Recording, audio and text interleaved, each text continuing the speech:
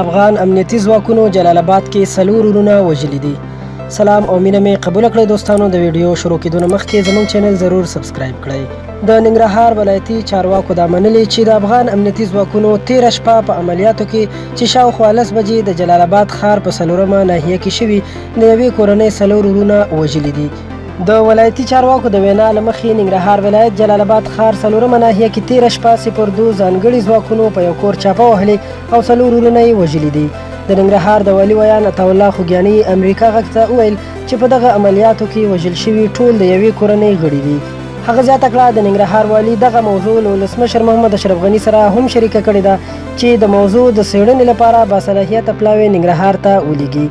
د سیمې اوسیدونکي وایي 02 ځانګړي ځواکونو 4 ورونه قاضي قادر، جانزیب زاخیلوال، صبور زاخیلوال او بهادر زاخیلوال وژلي دي.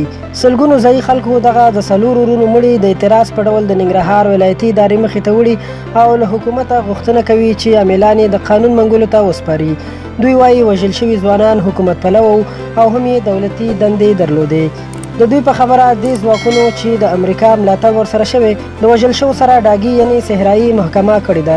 یو مظاهرچی وایي مظاهره کې ځکه ګډون کړی چې ممکن بیګا دی هم کور ته لاړ شي او وژل شي.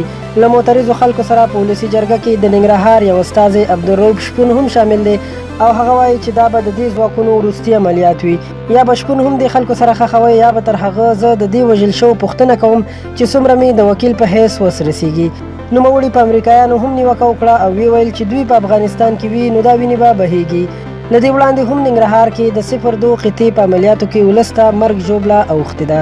دوستانو دا یو تازه خبر چې تاسو سره مو شریک کړ. مهرباني وکړئ ویډیو در سره لایک کړئ او له نورو تازه خبرونو او معلوماتي ویډیوګانو لپاره در سره هم زموږ چینل سبسکرایب کړئ. تر بلې ویډیو درنه اجازت غواړم. د الله پامان.